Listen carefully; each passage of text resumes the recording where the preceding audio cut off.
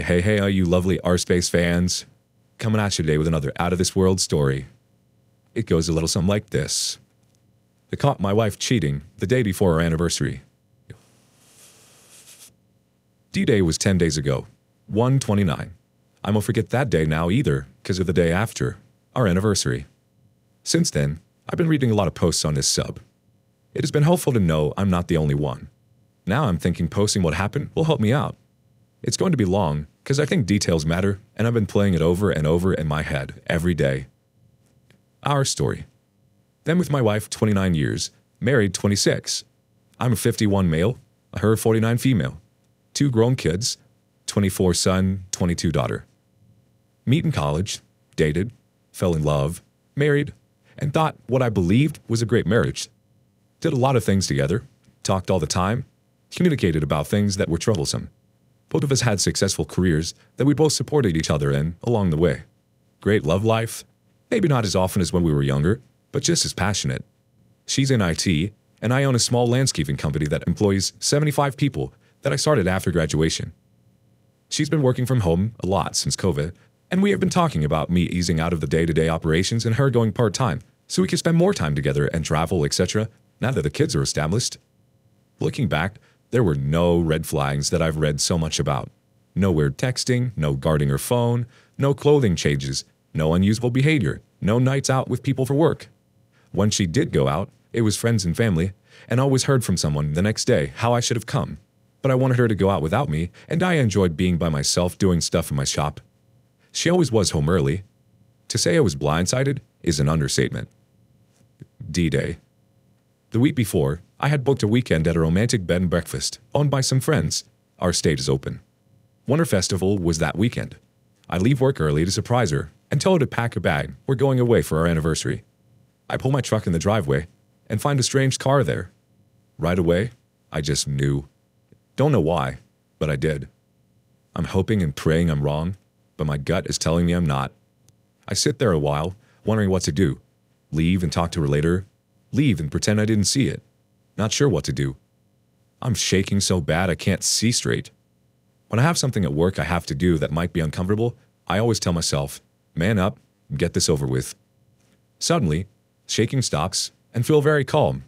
No idea how, because inside I'm a wreck. I sneak in the back door, and my black lab is laying there with a sad face, like he knows, instead of jumping on me. Man, I love that dog. He stays as I quietly go up the stairs. When I get upstairs, I can hear what is going on in our bedroom. I get to the door and open it and see her boss on top of my wife. I stand there for a second and yell out, "Surprise!" The shit show that followed would be laughable if it didn't hurt so much.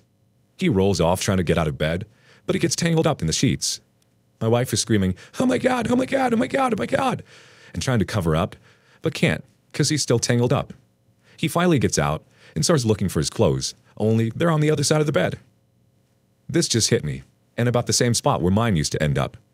Don't know why, but I beat him to them and grab him. My wife is crying, "I'm so sorry," over and over.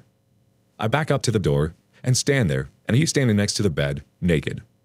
I grab the big easy chair out of the corner and pull it to the door and sit down. He asks for his clothes, and I say no, and toss him my wife's robe for the back of the door. He starts to walk towards me. Now, even though I'm 51, I'm in good shape, 6'3", 240. Years of going to the gym and working in landscaping have seen to that. I'm looking at him and say, if you get any closer, it's not going to end well for either of us. You'll be in the hospital and I'll be in jail, so why don't you just sit down? Wife is now sobbing into the pillow, and he sits down. After an uncomfortable silence, he asks, "What now?" My reply is, I have no idea. Wife is still crying, a little, but sits up. Finally, I pull on my phone and tell them that they are going to tell me everything while I record it all. They look at each other, and my wife asks what I mean everything. I say, everything. How it started, how long this has been going on, when, where, hotels, dinners, etc. Everything. My wife says this is the only time to which I owe BS. There is no way you'd be comfortable enough to bring him to our bed if this hadn't been going on for some time. If you lie to me again, I'm walking out the door and finding a divorce lawyer. She starts crying again. So for the next 10 to 15 minutes, it all comes out. Been going on for over 9 months. Started with him flirting with her, etc., till he asked her to lunch, and she went. A few drinks later, they were at a hotel. She came home to me that night like nothing happened. She swears that it was killing her, and she wanted to tell me, but didn't know how. Again, I call BS. If it was killing you, it would not have been so easy to keep it going. They even went to a week-long convention for work that I used to go with her to. She told me company policy changed and spouses couldn't go anymore. I put my phone away, and more silence. Then an idea hits me. I look through his clothes and for his phone, and ask him for a passcode. He actually gives it to me, so I start going through his phone. I find some pictures of a woman I assume is his wife, and ask her name. Carol. She's very pretty, but not as pretty as my Ashley, I tell him. More pictures of kids.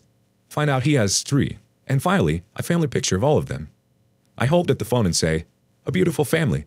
Why don't you throw it all the way for a tumble with my wife?" His reply, "What do you mean throw it all the way?" Me, "Do you really think Carol isn't going to find out?" Him, "How is she going to find out?" Me, "I'm going to call her right now." He stands up and says, "No, you can't." My wife screams out, "Please, you can't do this to him." I lost it. Can't do this to him? You've destroyed me, our family, our friends, our future, and broken my heart, and you're worried about him? I'm shaking again, trying not to let her see me cry, but I can't hold it together anymore. I fall back in the chair and start sobbing. She tries to come over to me, but I look at her and say, "Stay the hell away from me." After a while, I calm down and look at his phone again. He again says, "Please don't, I'm begging you. I swear, I'll tell her." "Yeah, right," I reply. Is standing there pleading with me not to, as I find her phone number and decide FaceTime would be even better. She answers and, "Hi, sweet," looks surprised and says, "Who are you? Is my husband okay?" He is for now, but won't be in a minute. I flip the screen to show him standing there in my wife's robe. I say, "I believe you know him." The room he's standing in is my bedroom. The flower robe he's wearing belongs to this woman. Swinging the phone to catch my wife, trying to pull the sheet over her head, but too late. That's my wife, and I came home early today to find them having sex. I truly feel sorry for her and lousy for how I did it. She starts crying and he tries the, "Honey, I'm so sorry, I can explain. It was just one time," etc. routine. I tell her not to believe a word, that it's been going on for over 9 months, and that I spent the last 15 minutes recording all the details they were willing to share.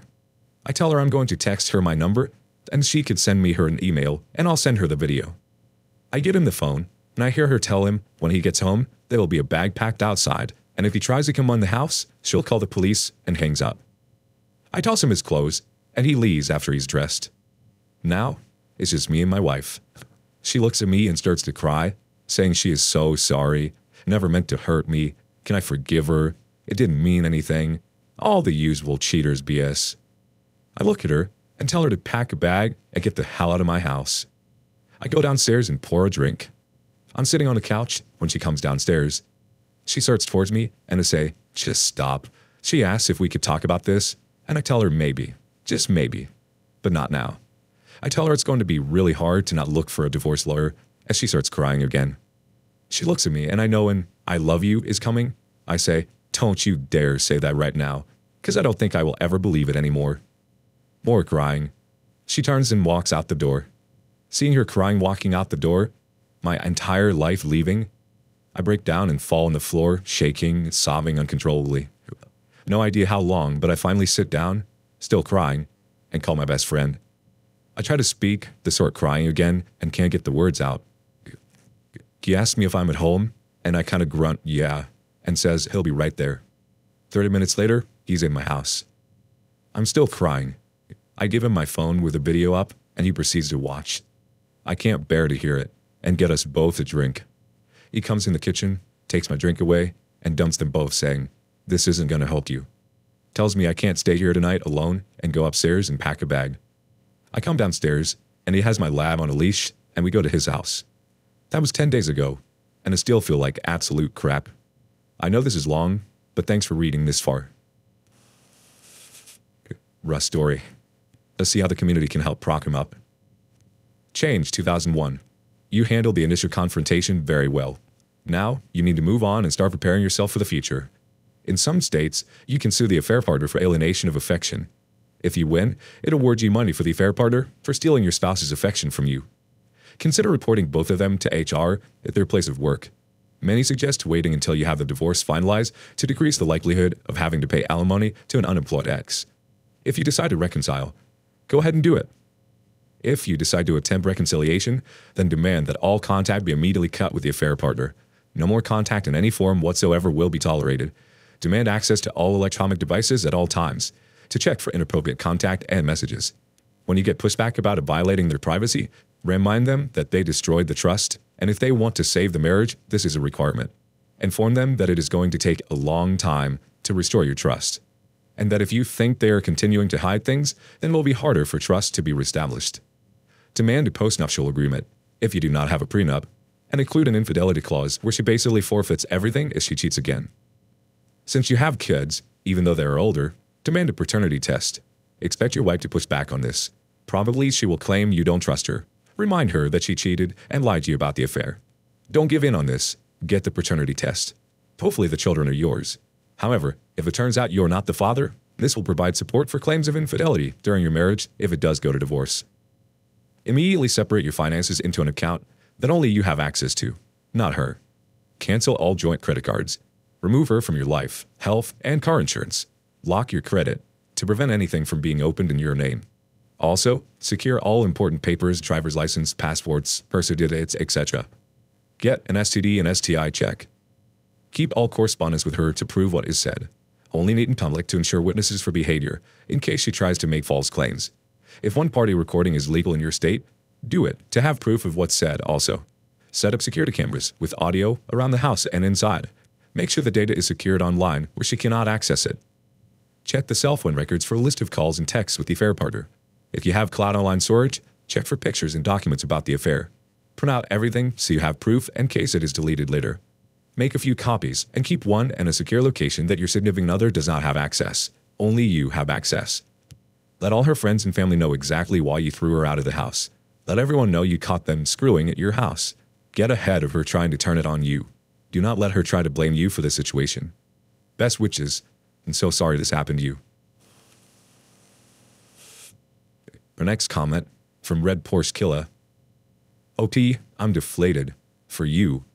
To read the story made a whole army of frogs appear in my throat. I'm so truly sorry for you. 29 years. 29 years. She threw it away for a screw. Wow, that's deep and it hits very bad. Please tell your friend, thank you from me. For being your friend. That's grand. And you can't weigh that in gold. Now 10 days has been some time. And I know for a fact you are a far cry from cooled down. I'm actually shaking while typing this. You need a notebook and start writing down points. Go back home. You can't leave the house. Dismantle the bed and toss it in the driveway for public display. They'd even burn it to the ground. Mattress and bedding included. She needs to buy a new bed, if it ever comes to that. Make a list of all the assets you both have. Take half of all the cash and put it into a single signature account, which only you can debit and credit to. Get an attorney.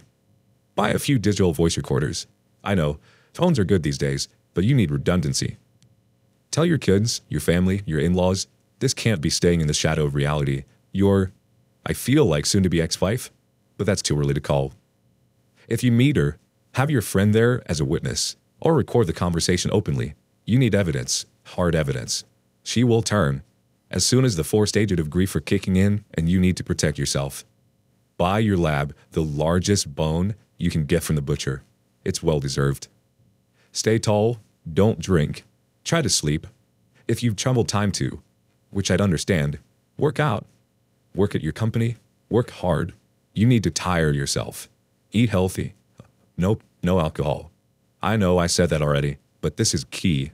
You can't cloud your judgment. If she drinks, the better, not your circus.